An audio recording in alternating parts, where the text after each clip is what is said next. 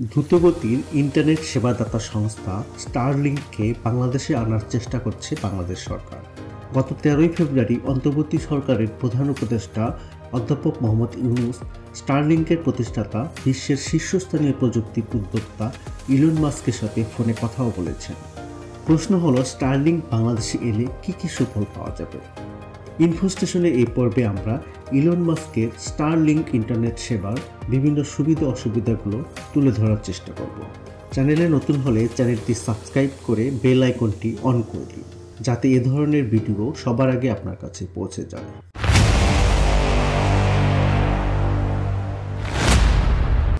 Starlink বাংলাদেশে এলে দুর্গম এলাকায় খুব সহজে উচ্চগতির ইন্টারনেট সেবা পাওয়া যাবে। ফলে ইন্টারনেট সেবার ক্ষেত্রে গ্রাম ও শহরের পার্থক্য ঘুচে যাবে। গ্রামে বসেই উচ্চগতির ইন্টারনেট ব্যবহার করে ফ্রিল্যান্সিং সহ ইন্টারনেট ভিত্তিক যাবতীয় কাজ করা যাবে। এর আরেকটি বৈশিষ্ট্য হলো গোপনীয়তা রক্ষা করে যোগাযোগ। স্টারলিংক আড়িপাতার সুযোগ না দিয়েই ইন্টারনেট সেবা দিয়ে থাকে। ফলে অনেকেই প্রতিষ্ঠানটির ইন্টারনেট ব্যবহারে আগ্রহী হয়ে উঠতে পারেন। অবশ্য স্টারলিংকের ইন্টারনেট ব্যয়বহুল, সাধারণ মানুষের পক্ষে তা ব্যবহার করা কঠিন। স্টারলিংক স্যাটেলাইট ভিত্তিক ইন্টারনেট সেবা দেয়, ফলে তার দিয়ে তা সংযুক্ত করতে হয় না। তাই স্টারলিংকের মাধ্যমে দুর্গম অঞ্চল ইন্টারনেট সুবিধার আওতায় আনা যাবে। বাংলাদেশে এখন যে ইন্টারনেট সেবা দেওয়া হয় তা সাবমেরিন কেবল দিয়ে, অর্থাৎ সমুদ্রের তলদেশ দিয়ে তারের মাধ্যমে ব্যান্ডউইথ এনে মোবাইল নেটওয়ার্ক অপারেটর ও ইন্টারনেট সার্ভিস প্রোভাইডাররা মানুষকে ইন্টারনেট সেবা দিয়ে থাকে। স্টারলিংক ইন্টারনেট সেবা দেয় স্যাটেলাইট বা কৃত্রিম উপগ্রহের মাধ্যমে।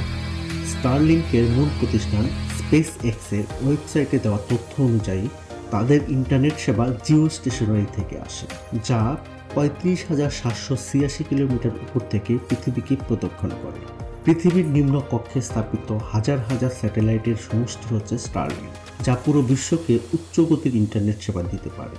চলতি বছরের 30 জানুয়ারি পর্যন্ত হিসাবে স্টারলিংকের 6,994টি স্যাটেলাইট স্থাপিত হয়েছে। এসব স্যাটেলাইট পৃথিবী থেকে প্রায় 342 মাইল বা 550 কিলোমিটার উপরে কক্ষপথে ঘুরছে। স্পেস এক্সের স্টারলিংক প্রকল্পের কাজ শুরু হয় 2015 সালে এবং 2019 সালে আনুষ্ঠানিক যাত্রা শুরু হয়। বিশ্বের প্রায় 100টি দেশে তাদের কার্যক্রম রয়েছে। দক্ষিণ এশিয়ায় ভুটানে প্রথম স্টারলিংকের কার্যক্রম শুরু হয়েছে। স্টারলিংকের মাধ্যমে ইন্টারনেট সেবা পেতে গ্রাহককে টেলিভিশনের অ্যান্টিনার মতো একটি ডিভাইস বসাতে হবে, যা পৃথিবীর কক্ষপথে ঘুরতে থাকা স্যাটেলাইটের সঙ্গে যোগাযোগ রক্ষা করবে। গ্রাহক এই অ্যান্টিনারের সঙ্গে একটি স্টারলিংকের রাউটার স্থাপন করে ইন্টারনেট সেবা পেয়ে থাকবে। স্টারলিংকের ইন্টারনেট স্পিড 25 থেকে 220 Mbps, তবে বেশিরভাগ ব্যবহারকারী 100 Mbps এর বেশি গতি পেয়ে থাকেন, যেখানে বাংলাদেশের মোবাইল ইন্টারনেটের গড় ডাউনলোড গতি মাত্র 40 Mbps এর কিছু কম এবং ব্রডব্যান্ড ইন্টারনেটের ডাউনলোডের গতি প্রায় 51 Mbps। অবশ্য বাসাবাড়িতে সাধারণ গ্রাহকরা গতি পান আরও কম। গ্রামের অনেক জায়গায় ইন্টারনেট সংযোগ দেওয়াই অনেক কঠিন হয়ে পড়ে। স্টারলিংকের ইন্টারনেট সেবা বাসাবাড়িতে পেতে রিসিভার বা অ্যান্টিনার এবং রাউটার সহ কিছু সরঞ্জাম কিনতে হবে, যার মূল্য 43 থেকে 74,000 টাকা। আবাসিক গ্রাহকদের জন্য স্টারলিংকের মাসিক সর্বনিম্ন ফি $120 বা 15,000 টাকা প্রায়। তবে কর্পোরেট গ্রাহকদের জন্য স্টারলিংকের কিটের দাম এবং মাসিক ফি দ্বিগুণেরও বেশি। প্রায় 3 বছর ধরে বাংলাদেশে ব্যবসা করার আগ্রহ দেখাচ্ছে স্টারলিংক।